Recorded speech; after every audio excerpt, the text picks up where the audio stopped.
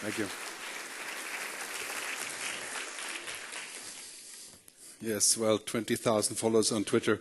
The numbers don't mean much, I can assure you that. So, okay. We're getting the slides. Very good. Great pleasure to be here. I came in last night from Colombia, where I spent a few days looking at the telecom and media business in Colombia. You may wonder in general what a futurist does, so I made a slide for this, just to understand what I do. Basically, I listen to the future. And this is, if you have kids, I have 2 kids, 16 and 22. There's a Chinese saying that says, if you want to know about the future, listen to your children.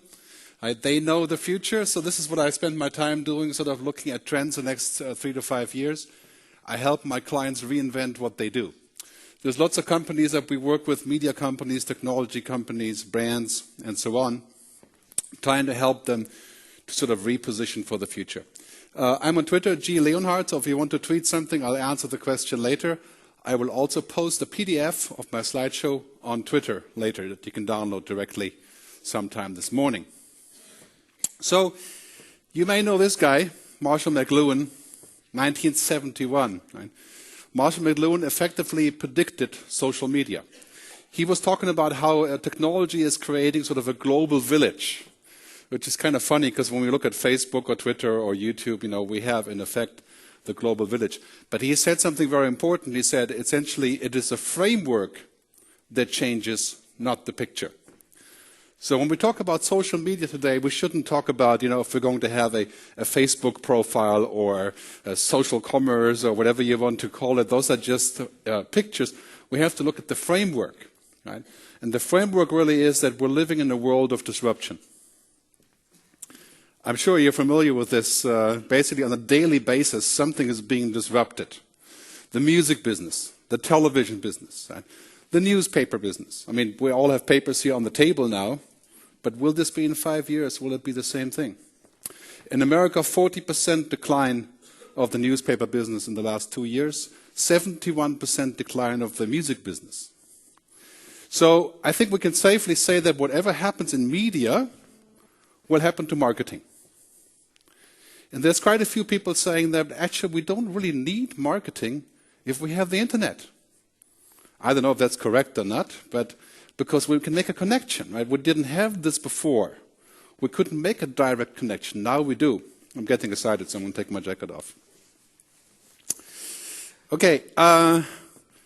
Basically, I think we're at the tip of the iceberg as far as marketing is concerned. We're only here. We feel already quite disrupted. When you're looking at all the changes in marketing, there's roughly $1 trillion budget. Marketing, advertising, data mining, public relations is shifting over to digital. Right? There's lots and lots of changes coming in this direction. But this is one motif that we're seeing across the entire media and marketing industries is the sort of controlling entity is no longer us, the companies, the businesses, it's the user themselves. Right? This is a very big change. I mean, for example, now if you sit at the gate somewhere at an airport, if you're using an app called Flight Tracker on your mobile phone, you will know more about the flight that's departing than the woman at the gate. Okay? So they don't care, they don't want to know, but anyway, you could tell if the flight was cancelled before the woman at the gate would know just by monitoring your flight on Flight Tracker. If you use TripAdvisor, in Germany, if you put your mobile phone on the table before you eat, and you're bringing up the TripAdvisor app, you will guarantee to get better service. Because people see that you have the app, you have the power to say something. Right? That makes a big difference. So now this idea of a captive customer, we use in marketing often the sort of military terms, campaigns, implementation, captive things, So this is, I think it's ending. We're basically going to a system failure if we're looking to capture people and to tie them down. I mean, for example, iTunes. Right? You guys use iTunes for buying music? Okay, some people do still. Okay, it's about 18 billion downloads in the last 8 years. But iTunes is essentially a captive system. This is why you only have 2 or 3% of the entire population is using iTunes, even though it's cool, it works, right? It's expensive, of course, but it's a closed system. And take a more open system like YouTube. The kids today, when you go to a party, They don't download music to play for free. They play music from YouTube, right? Because it's an open system. It works. It's free, of course. It has links and so on. So we could safely say, I think, old-style marketing was sort of like this, quite a simple game, right? A chess game with two pieces. You know, a product, the user, play the game. Now we have a game like this, to where we can say, now the users are all on one side, and here's us on the other side trying to create a new kind of chess game. Right? There's quite a difference there. I think the difference really is user control. Right? Of course, this is not new to us, but really what does it mean when the user has control over what we're doing, spreading the message or changing something? For example, in television, where I do quite a bit of work, we have the rise of what we call social TV. Okay? This is television where people are connecting to each other. 42% of Americans are on the internet doing something else while they watch TV. There's probably quite a few people in Norway doing the same thing, you know, Facebook or Twitter or whatever you're doing while you're watching TV. But this is the biggest trend, is that we do other things while we watch TV. In the UK, there's an app called ITV Live. It's part of ITV. And while you're watching the show, people are actually talking about it and twittering more than ever before at the same time while they're watching. And really, this is what happens. You know, we're creating mountains of data about the content. Right? We're commenting. We're actually doing stuff. And then, of course, it's mobile, and it's, you know, sort of on a global level to where we're all connecting. So social TV, you know, this is basically the biggest trend in television right now. The challenge is, of course, connected TV, social TV will also require connected marketing. In other words, if we're disconnected brands and we have connected marketing, then there's a disconnect. Right? Why would you want to connect with users if you're not really interested in talking? Okay. This is a very big problem, of course, because now we're all talking about social media, social marketing, whatever that means, but we're not really ready to connect. Right? I mean, this television allows, this is a Samsung television, allows us to install widgets where we can do other stuff. Somebody's at the dentist here next door, I think, or something. But we're actually not doing this in real life. We're not actually connecting in the same way. This, I think, is a very, very big issue in the future. So if you're seeing what's working out in the last sort of 10 to 15 years is the web-native stuff. Right? Things that start with the internet. And I work a lot with clients who are old world clients, right? And they're like, this is not their world, right? Web native, for example, is a very simple example. Web native is the BBC iPlayer in England, right? Where you can watch all the TV shows wherever you are. If you're a British citizen, you can watch catch-up television, right? That's a web native idea. This app has 20% of the entire internet traffic in the UK at times, especially in the evening, right? And of course, it's publicly funded, so it's a little bit easier. Flipboard, many of you may be using Flipboard, right? On the iPad. To read news. So starting with the internet, for example, Amazon, the Kindle, which now sells more books on the Kindle than in print. Right? This is how quickly it went in just 2 or 3 years. Right? The Kindle allows me to share my comments on books with other readers. This wouldn't be possible in real life. I mean, with real books, I'd have to send a fax or do something, write it down somewhere. Right? So I think today a lot of success is primarily based on the question, can it be web native? Can it only work because we're connected? And this is quite a challenge for many clients who are actually not that connected in many ways, still thinking about things that are sort of band-aids on the internet. Right? This is taken from my first book about 6 years ago, but it's still very true, is that we're moving from a world that had central entities to a world that is networked, right? From a one-to-many world to a many-to-many world. And I can attest to you right now, of course, the one-to-many won't go away. We'll have television, we'll have big companies, we'll have big banks, we'll have big government. That won't go away. But the many-to-many world is exploding with activities. And this is one thing that's kind of worrying, because the many-to-many world is quite chaotic. It's noisy. Right? All these things are happening at the same time. This is very much a challenge, I think. If you're not 15, it's a challenge to deal with all the stuff that comes down on you at all times, at the many-to-many world. As Marshall McLuhan said in 1971, the global village is not peace, harmony, and quiet. It's actually quite a chaos. Right? I mean, Twitter, for example, is the ultimate example of chaos, right? Of noise. How do you filter this? How do you deal with the multitude of opinions there? But I think very soon noise making won't work. Because quite simply, we're not paying much attention to the noise any longer. Television advertising or newspaper advertising was kind of noise that we couldn't get rid of. And I mean, we'll go through the newspaper, we're going to look at the ads one way or the other. But on the mobile phone, would we accept somebody intercepting us and pitching us with stuff that we don't want? Probably not. Right? We want to get rid of the noise. So here's a couple of things about the future that I have compiled. I think most importantly, I think advertising is essentially becoming content. I mean, if you're looking back at the really interesting ads that we've seen in the last few years, they're not really ads in the sense of saying, buy this, right? They're actually content. I mean, it goes back to, 7 years ago, BMWfilms.com, if you remember. Right? A film series, no logos at all, just the cars. Right? Advertising is becoming content, and marketing is curation. Curation of ideas, curation of the process, curation of what we like, connecting people with ideas. Brands become publishers, that's kind of obvious. That's also obvious. But if you take all these 5 things together, then you can safely say this is sort of a pretty serious reboot. Right? Because marketing used to be about, basically trying to find a way to sell something, to pitch something, to find the right target crowd. Now it's like a creative process. Now it's content, essentially. So marketers are content producers now. Maybe content producers are also marketers now. Lady Gaga, a month ago, she came up with this game called Gagaville. You guys know Farmville? I hope you don't know Farmville. It's addictive. Your kids probably do, right? $350 million revenues last year by buying virtual tractors and flowers on Farmville. I've bought a few. So I have a big tractor and carrots, nice juicy carrots. But Lady Gaga now has a game called Gagaville. Right? And you could argue this is a game, but it's basically content. Right? It's about what she does. Will we have Audiville in the future? Probably. We already do, right? We have lots of apps you could download from Audi, which are essentially a bit like Audiville. Right?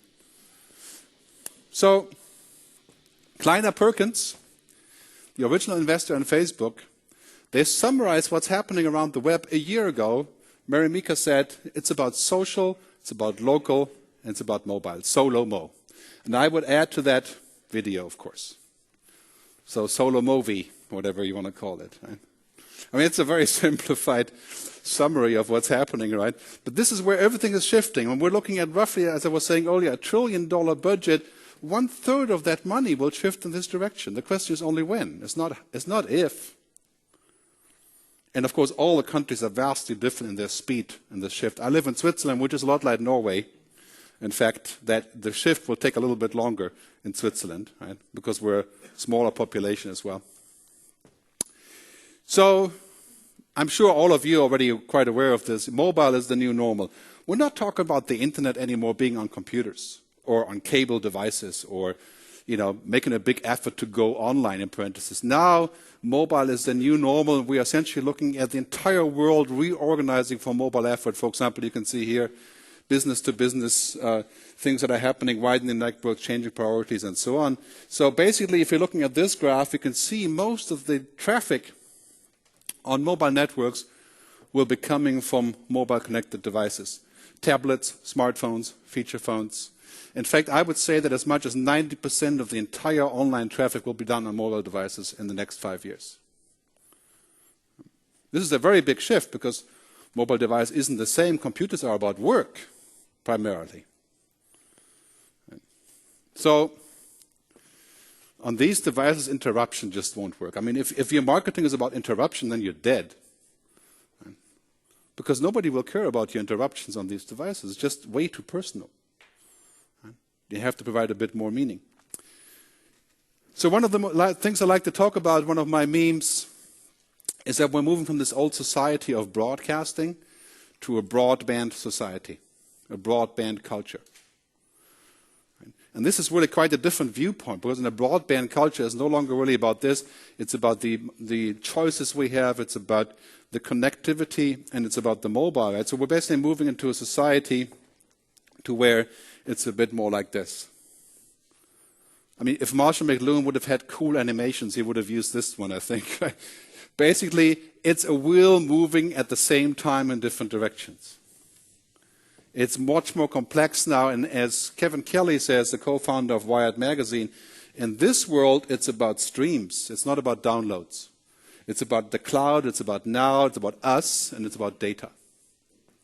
If you zoom back just 10 years ago, it wasn't about streams, it was about downloads. Right? It was about pages. It was about search.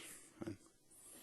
This is quite a different lifestyle that people have and how we reach them for marketing purposes. Right? In the network society, in the broadband culture, so we have, of course, what's called the app economy. People connecting on applications that fit for them. We have things like Dropbox, which uses an interesting marketing approach. If I invite somebody else to Dropbox, many of you may be using Dropbox for the iPad, right? Then Dropbox gives me more storage space. So this is an interesting way of looking at how they do the marketing through others, right? Many hotels are now taken to Twitter and Facebook as real-time information of quality. Right? So Starwood Hotels has a Twitter map where you can go and see what people are saying about the hotel as they check in.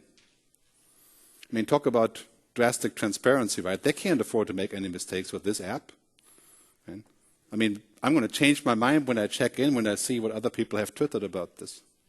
So in broadband culture, this is really quite a different way of how we look at the world. I mean, video becoming a default.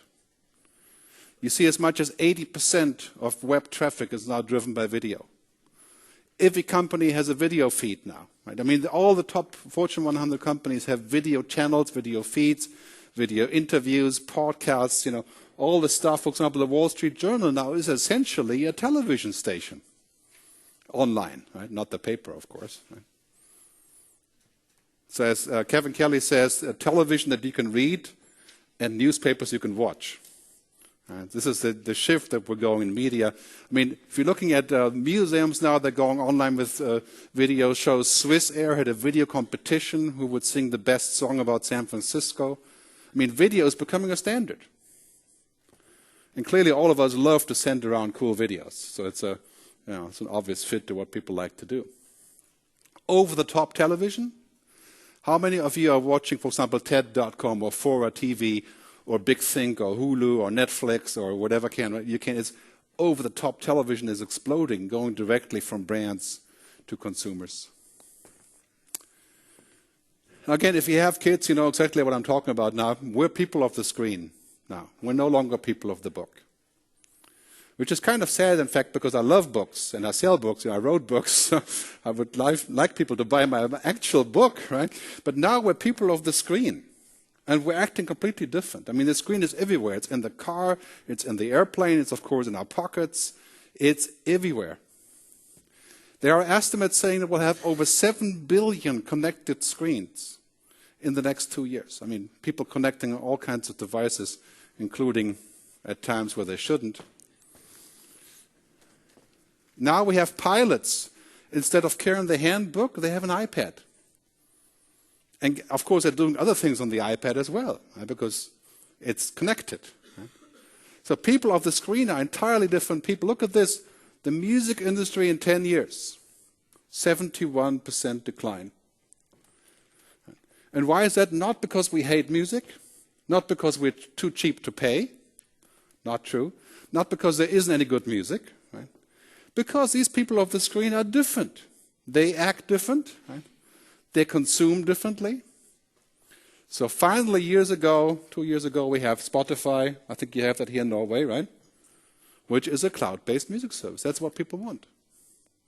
Took 10 years for that to happen. You know, good example of disruption.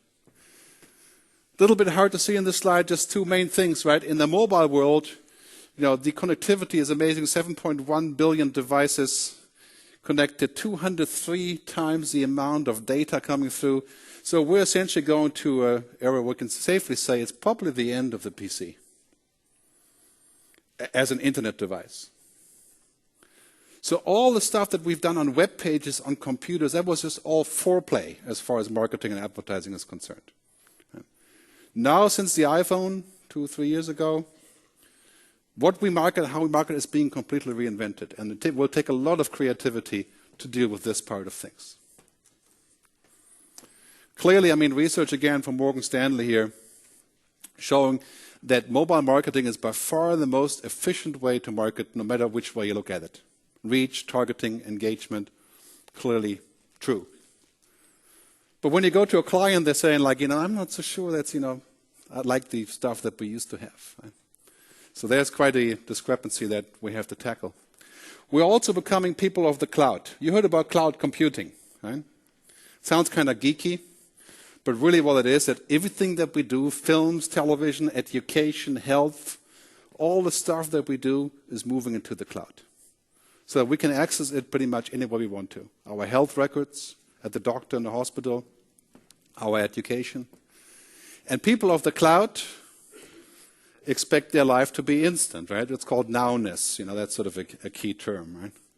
So, for example, if I go to London, I want to eat sushi, I don't buy the Guide Michelin. I don't go to Google. I go to search.twitter.com or use Quip or TripAdvisor.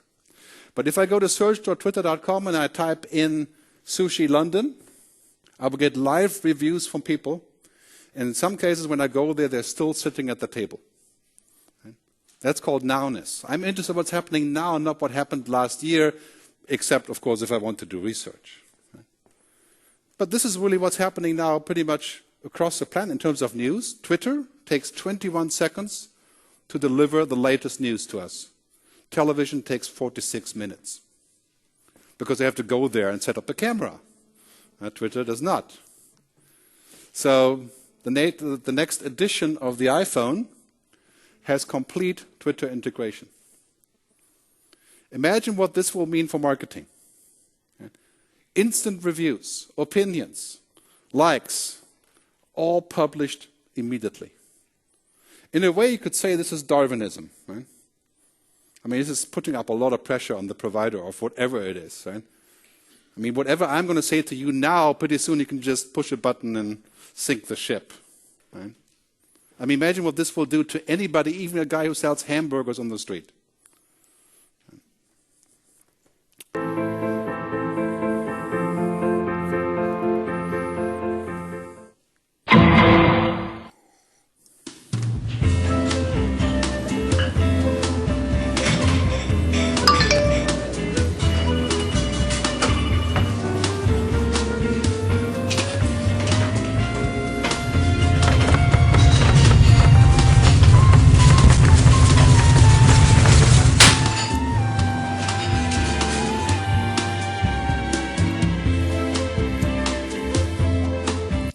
The latest Twitter commercial, right, basically says that you can find out about the earthquake before it arrives on your end, right, because it's so quick. But that kind of shows what happens now. Now becomes the default, and people are using screens, of course, and we have to be prepared for instant responses, even if it's just a wink or a comment. Right? I mean, the instant responses are going to explode.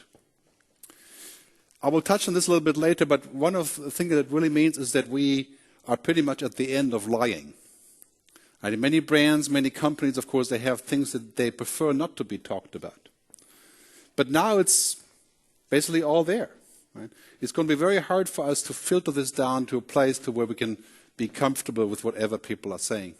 Here's a great app that I used in Istanbul the other day called Wizard in Istanbul, where you can ask any question about what's happening or what you could be doing in Istanbul and get an instant response through a bunch of experts through Twitter.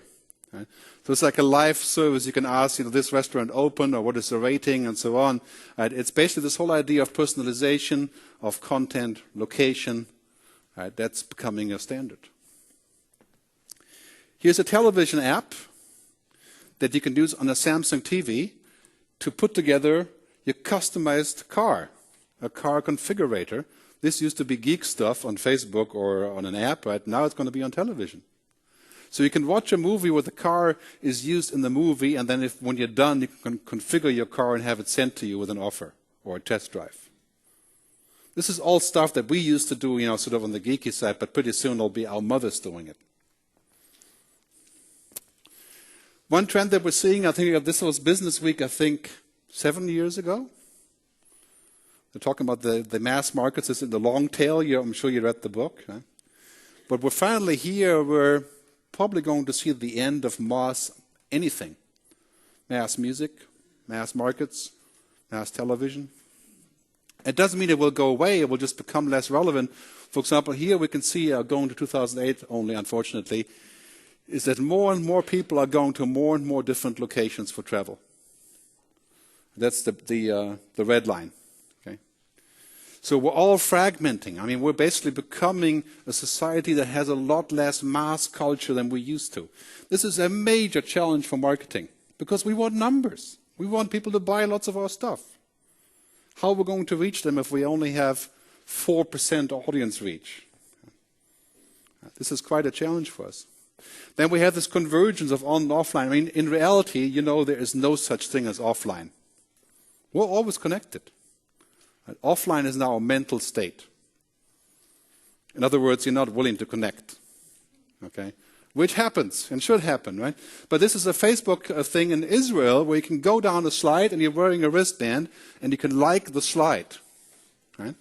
This is kids are doing this, but very soon it's going to be becoming normal. A Twitter mirror where you can go to a store and tweet a photo and then your friends can say if you should buy the dress through Twitter, right? Give you feedback. Starbucks, of course, has long connected the online and the offline with these apps. Here's the mirror that you can post on Facebook called the tweet mirror. And it's quite bizarre, but people are doing this. Right? There's no such thing as online and offline any longer. And in 5 years, we'll be basically, online, offline will be a concept like, fax versus telephone or something. And all these geeky things, the barcode, the QR, and the GPS, and all these kind of things, they become completely normal. So, as far as marketing goes, we are also looking at this challenge of really coming up with convergent marketing ideas. Right? Pepsi has been a very good leader in this. There's been lots of really interesting stuff coming from Pepsi. For example, this social vending machine. Have you seen that one? Looks like this. Okay, you can throw money in there and send a friend a Pepsi in any other town in the US. Right? And it works to the mobile, right? So you basically go to the machine, you put in the mobile code, and you get a gift from your friend in New York, right, to the Pepsi machine. It's called social vending. Okay. And again, I probably wouldn't do this. But when you think about the trend, what that means is that in many ways now this idea of convergent reality, online, offline, that's going to become a standard. So Google Plus, many of you may have tried it, right? But Google Plus is teaching us a good lesson, right? And the lesson really is that there's a lot of stuff happening at the same time, and we are seriously confused with all the multiple inputs, right? So now marketing, in my view, is curating commerce. It's just like when you go to the museum. If you had all, 300 dollies hanging there, it would be extremely overwhelming. You don't. You only have 3. And you have 2 others. You have curation. This is the challenge when you go to Las Vegas to a buffet of food and you have 150 meters of food. Who is going to curate the dinner for you? I hate buffets for that reason. That's a paradox of choice. And you're going to eat too much. That's the other thing, of course. Right? So now it's about curating commerce. You're going to buy too much. Otherwise, I think marketing really is sense-making now. I mean, there has been, of course, a great example of Apple, is that in a way Apple makes sense out of these things for us. It makes it easy, cuts it down to like only the permitted actions. Right? It makes it so much easier because it's a closed system. Right? So there's a lot of curation happening at Apple that, for example, isn't so much happening in the Android system. Right? So I think marketing becomes sense-making. And in this world that we're living in, where basically the television is going to split into tens of thousands of options. And that's already happening. I mean, I have a constant argument with my wife about getting rid of cable television. Because I don't need it. I can watch anything I want through the web. We're now living in a fragmented world that looks like this. So the future of marketing is basically the mission has to be, we have to be much better at targeting, right? We have to make better matches. We have to get better data. So if you're looking at companies that have been successful for this, you can sort of argue that basically they had one thing in common, is that the product is the marketing. That's the Kindle, the Nike Plus, and Skype. And that's also not new, but now on the web, we're going to see a drastic development with this becoming sort of a standard. Look at the Kindle curve, right? Why is the Kindle so successful? Because it speaks for itself. The product is the marketing. And Amazon has a very simple motto I think would also fit for future campaigns that we're thinking about, is that basically it's about extreme customer satisfaction. And they are really good at this. That's something I think that we're going to see pretty much on a global level.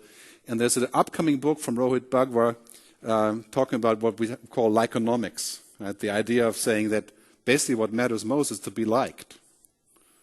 Of course, that's also not new, but now on the web and the mobile commerce, that's really kind of obvious. So I think the future belongs to companies that matter. Not the ones that are the cheapest or the noisiest or the loudest, right? But the ones that matter. Here's an example, American Express. Right? What they're doing on Twitter and the open forum on mobile devices, adding value. I mean, I'm not entirely sure that American Express will matter to me in the future, because I probably won't be using credit cards in 5 years. I'll be using mobile devices to pay. But it's a very good example of how you can put yourself in the position to matter. Chinese saying that goes right with this is basically saying that you can do all these things, but really what matters most is to involve people. And the most successful campaign in Brazil that I've looked at last year in person is this campaign from Fiat, right? Building a car for Brazil. They actually involved the users to build this new Fiat 500, the Brazilian version. And this has been the most successful car in Brazil. And it's not a very good car. But people love the idea of building this car and getting involved in deciding what it is. And these are not gimmicks. I think, of course, in many ways they could be considered a gimmick, sort of a better mousetrap, right? But they reflect, I think, where people want to get involved. They want to get engaged. They want to have a word in. And there's a couple trends I want to share with you on this. First, I think we're going to see a hugely increased role of technology.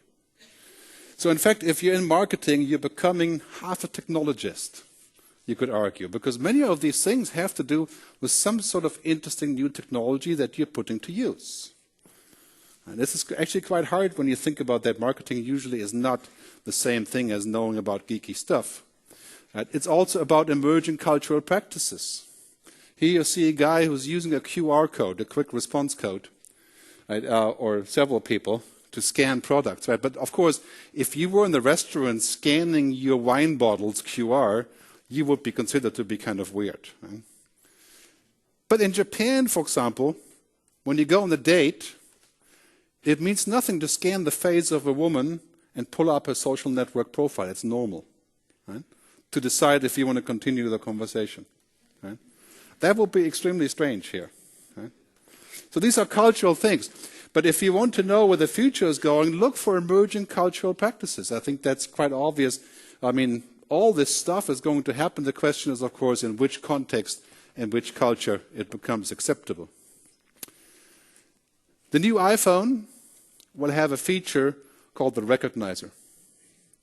This is already widely put in place. Okay, basically what it means is that all of us that have any web page, any Facebook profile, any corporate web page, any Twitter, anything, will be recognized automatically by whoever wants to.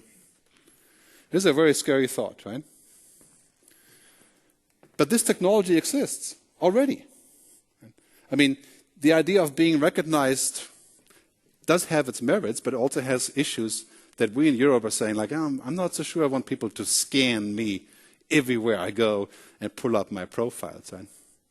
So that's a big issue, I think, privacy. And then we have, of course, the fact that consumers are using more and more technology. As you can see here with BlackBerry, right? This is BlackBerry's biggest problem. They're looking towards business, but people are looking towards personal use of devices. Right? So you see, for example, what they're selling in terms of consumers. I mean, this is the problem for BlackBerry, total decline in the business market. A very good example for looking in the wrong, barking up the wrong tree, you could say. Right. Now we have consumers using what businesses used to use, cloud computing, mobile devices. Right? You have consumers using hardcore technology. So now because of this, the consumer becomes this really interesting individual. You could say, actually, I sometimes call them the people formerly known as consumers. Because now they're all of these things. They're producers, they're participants, they're community, depending on who you talk to. The most common question I get from people is saying, like, okay, is this right or wrong? Should we do this or should we do that? Right?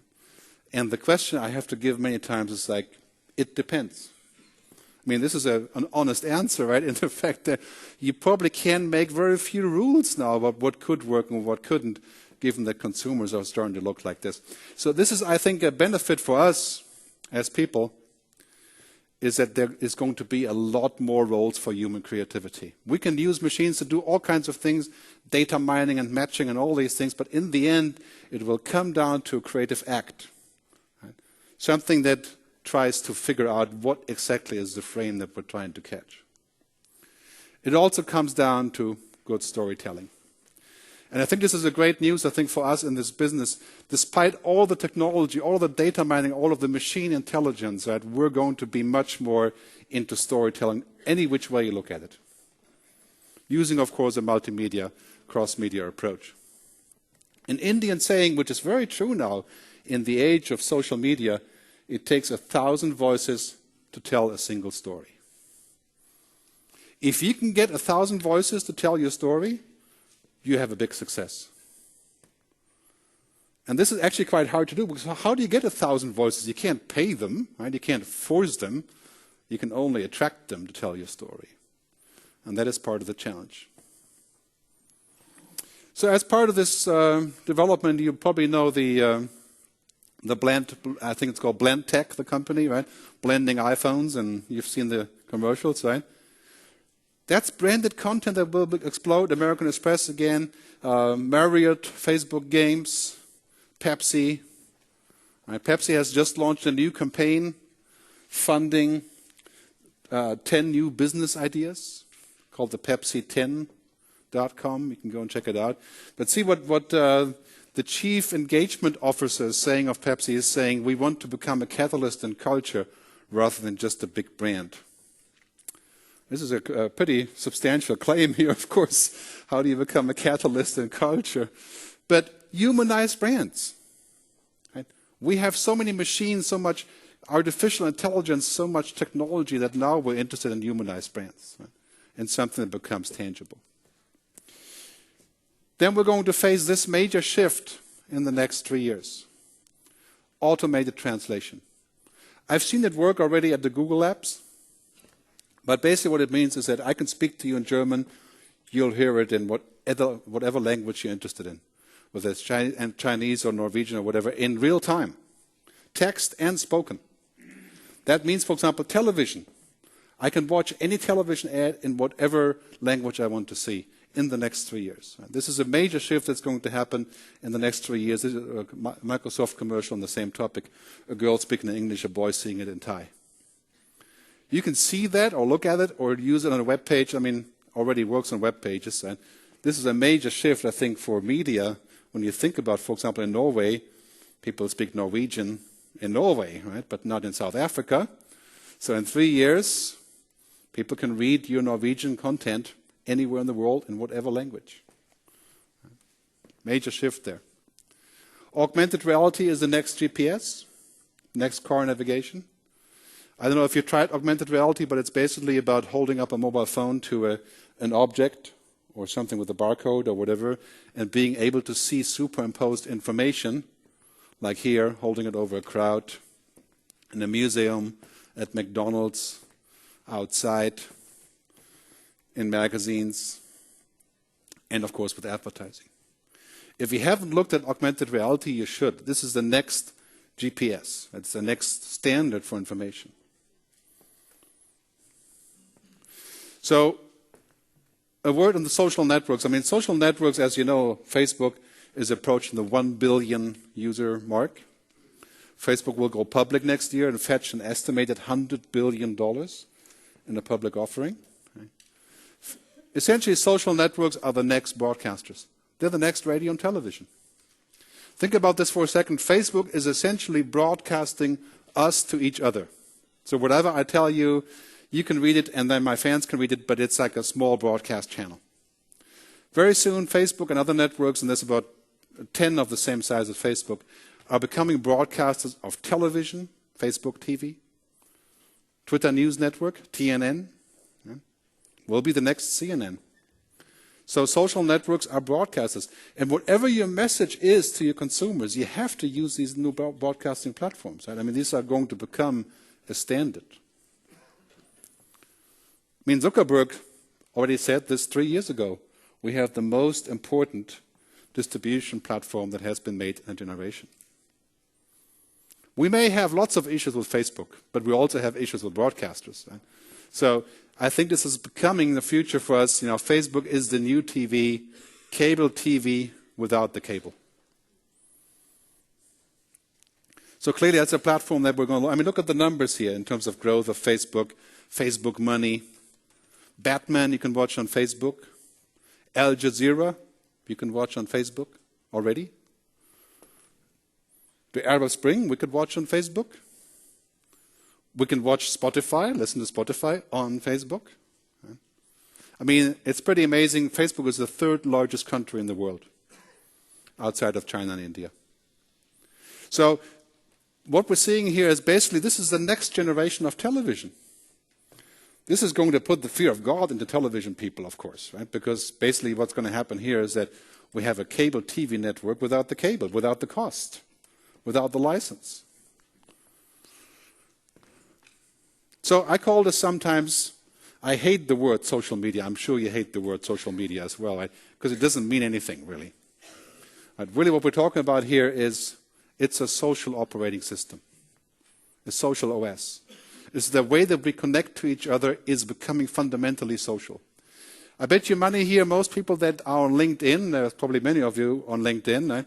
If you go to the next meeting, what do you do before you go to the meeting? You check out the guy's profile on LinkedIn or on Facebook. That's called a social operating system because you're going to see some stuff. This person went to school in Oslo or in New York or wherever. You're going to use that information in the conversation. Becomes a social way of interacting that transcends whether it's business or private.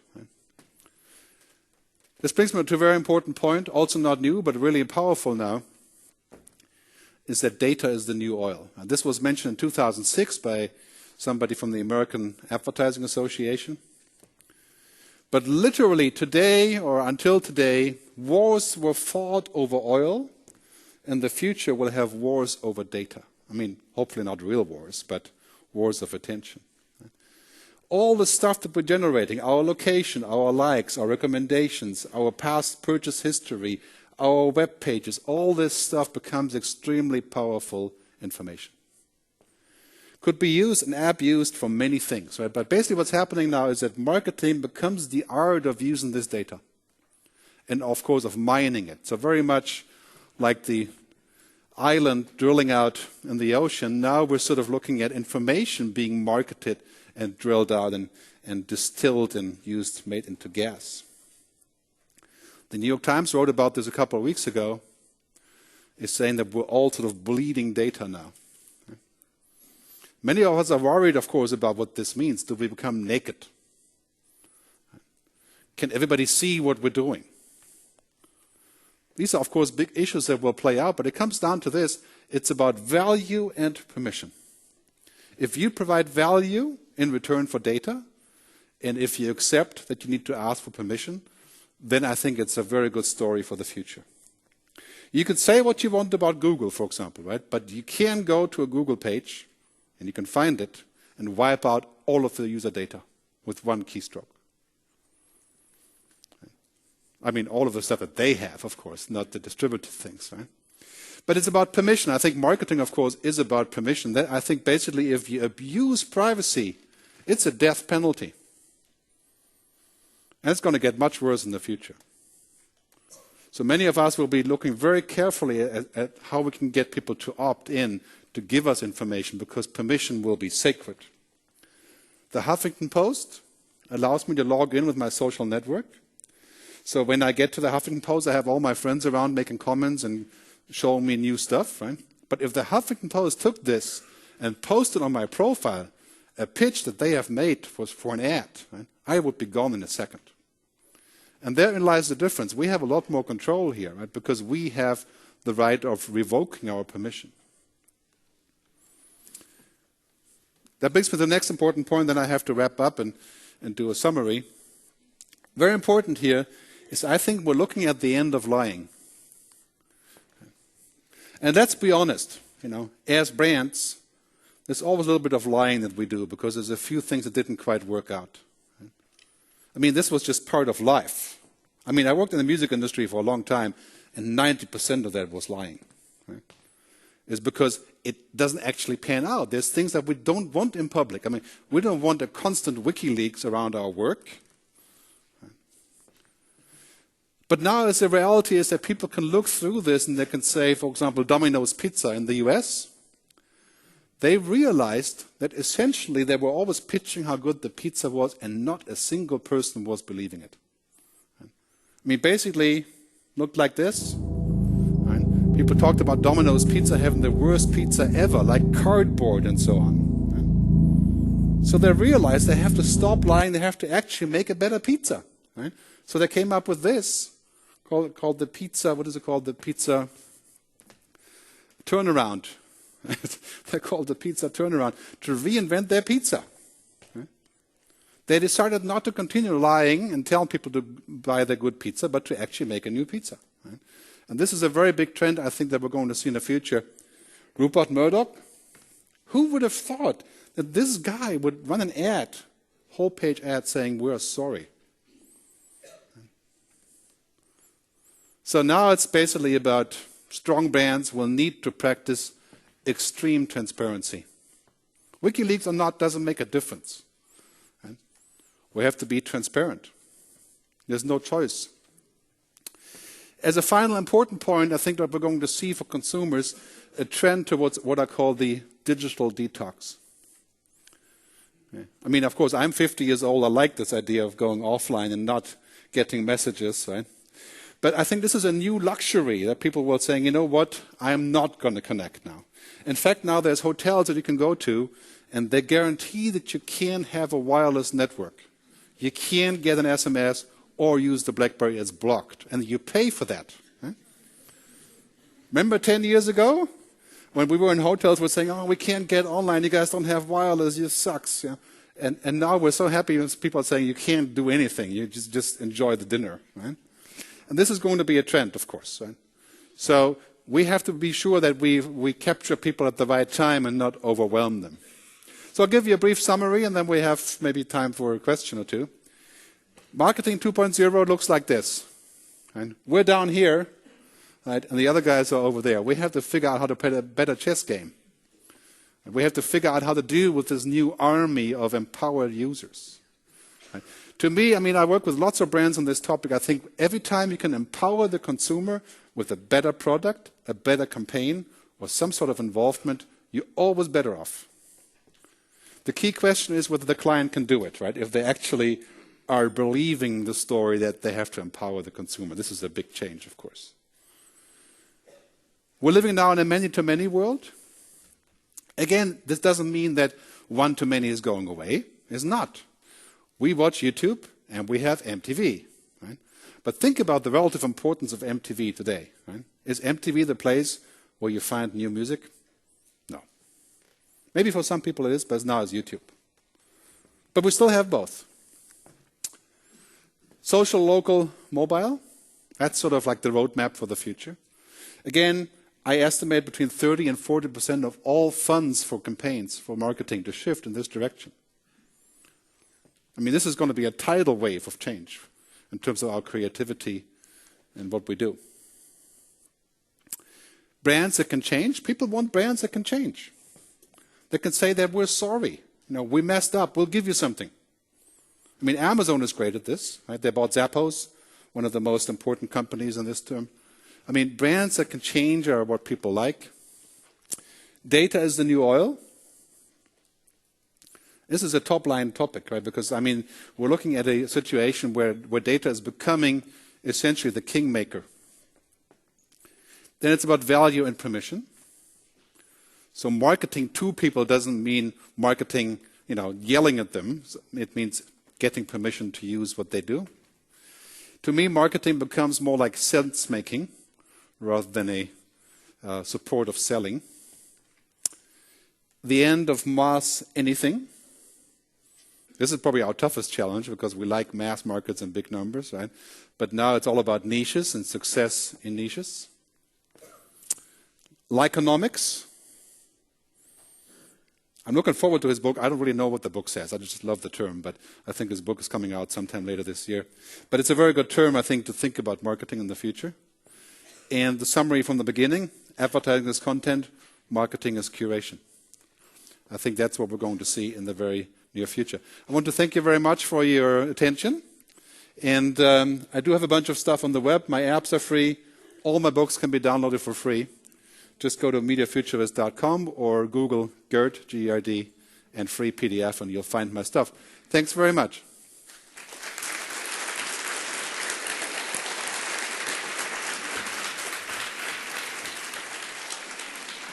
Thanks, Gerd. That was amazing, fantastic. But it's quite overwhelming as well. You talk about overwhelming the consumer, but as a marketer, it could be quite overwhelming to us as well. Where do we start? Where do we kind of go, yeah, I'm moving away from a traditional way of thinking into this new media future. What do I do? I think the most important part is that if you want to learn how to swim, you have to get wet. Right? So you have to actually do what you're talking about. You have to actually get inside and try this. I mean, I can't tell you how many people are talking about doing an app, but they don't even have a smartphone. Right? So the first thing I like, with many clients that I go to, I'm like, if these people aren't actually using it themselves, they will never understand what consumers do. Right? So you have to go inside and actually try it. Right? So for many companies, for example, given the top 20 people an iPhone, I mean, as much as I like other phones, iPhone is the easiest, right?